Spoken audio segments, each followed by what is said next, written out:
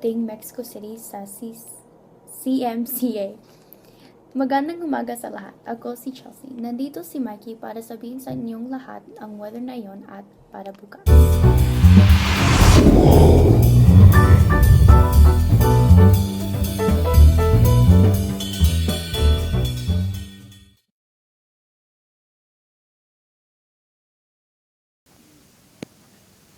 Salamat, Chelsea.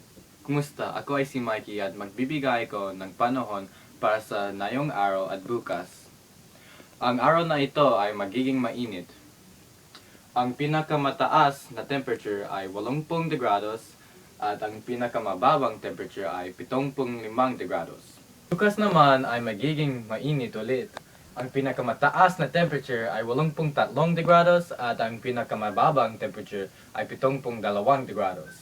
Ito naman si Christian para sa 5 araw forecast para sa linggo na ito.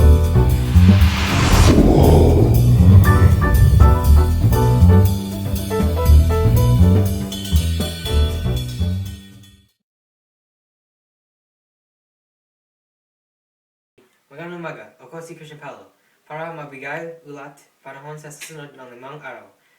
Sa buong linggo, mainit at maaraw ang klima at pinakamataas ang temperatura ay 80 at ang pinakamababa naman ay 70. Siguraduhin na magsuot kayo ng maninipis ng damit.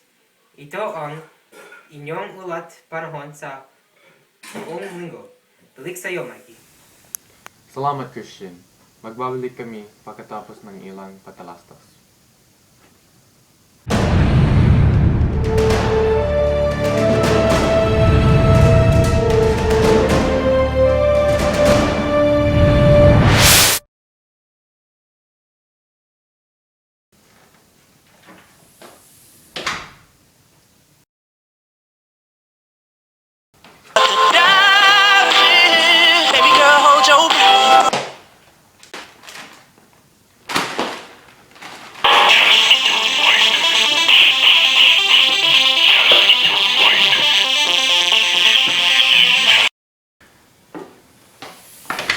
You guys know that's Matthews, right?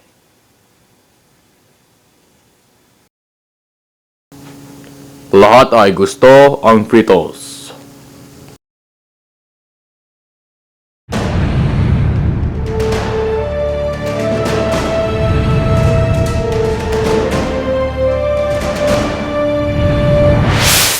Kami ay muling nagbabalik para sa balita.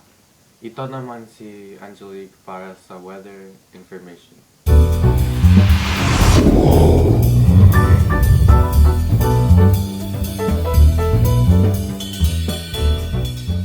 Ako si Angelique at dito ang kaalaman sa iba't ibang uri ng panahon. Dito sa Mexico City ay mayroong lamang 2 uri ng panahon, ang tag-ulan at tag-araw. Ang tag-araw ay tumatagal mula Marso hanggang Hunyo. Sobra ang init sa buong araw at malamig naman sa kinagabihan. Mayroon ding kaunting pag-ulan sa panahong ito. Ang tag-ulan naman ay tumatagal mula Nobyembre hanggang Pebrero. Paminsan-minsan ay mainit din kahit na maulan.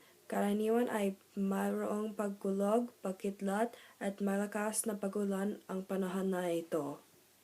Depende kung nasaan kang lugar nakatira, ang panahon at klima ay iba-iba. Salamat, Angelique. Ito naman si Chelsea para sa travel tips and advice.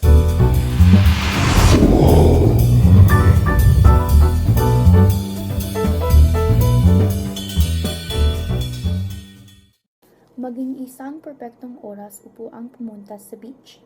Sa lahat ng tao, kung sino ang darating dito para sa bakasyon, dapat kang makukuha ng ilang mangga at pakwan.